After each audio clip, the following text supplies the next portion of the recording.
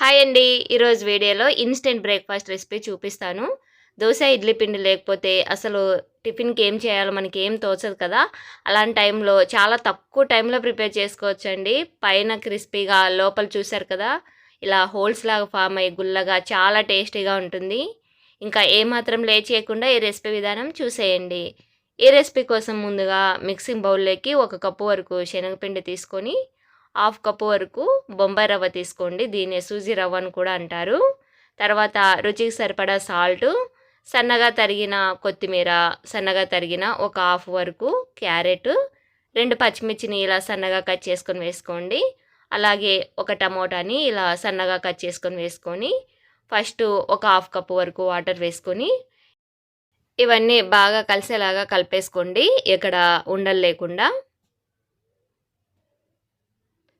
ఇలా కలిపేసుకున్నాక మళ్ళీ కొద్దిగా వాటర్ యాడ్ చేసుకొని కలుపుకోవాలి. చూసారు కదా! కన్సిస్టెన్సీ ఇలా ఉండాలన్నమాట. కొంచెం లూజ్‌గా, మరీ లూజ్‌గా ఉండకూడదు, మరీ టైట్‌గా ఉండకూడదు. ఇలా నేను వీడియోలో చూపిస్తున్న విధంగా పిండిని కలిపేసుకొని డీప్ ఫ్రై కోసం ఆయిల్ వేడి చేసుకొని, ఆయిల్ కూడా ఎక్కువ మునిగేలాగా కూడా అవసరం లేదండి. చూస్తున్నారు కదా! ఇలా వెడల్పాటి కడాయిల్లో కొద్దిగా ఆయిల్ వేసుకొని ఇలా ఒకవైపు కాగాక టర్న్ చేసుకొని రెండు వైపులా కలర్ వచ్చేలాగా డీప్ ఫ్రై చేసుకుంటే సరిపోతుంది. మీరు పిండి కలిపేటప్పుడు జాగ్రత్తగా కలుపుకోండి. ఎక్కువ లూజ్ ఉందనుకోండి ఆయిల్‌లో విడిపోతుంది. మరీ టైట్‌గా ఉంటే కూడా గట్టిగా వచ్చేస్తాయి. చూసుకొని కలుపుకొని వేసుకుంటే చాలా టేస్టీగా ఉంటాయండి. మీరు ఇన్‌స్టెంట్‌గా అప్పటికప్పుడు 10 అంటే 10 మినిట్స్‌లో టైం పెట్టుకొని మరీ ప్రిపేర్ చేసుకోవచ్చు.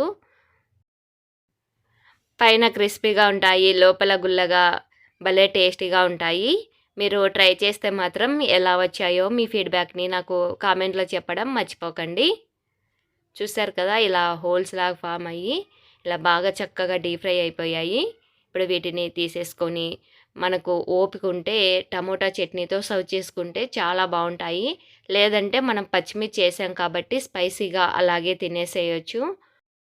ఈవినింగ్ స్నాక్స్‌గా కూడా చేసుకోవచ్చు. ఈ రెసిపీ మీకు నచ్చినట్లయితే like and share and subscribe. Thanks for watching.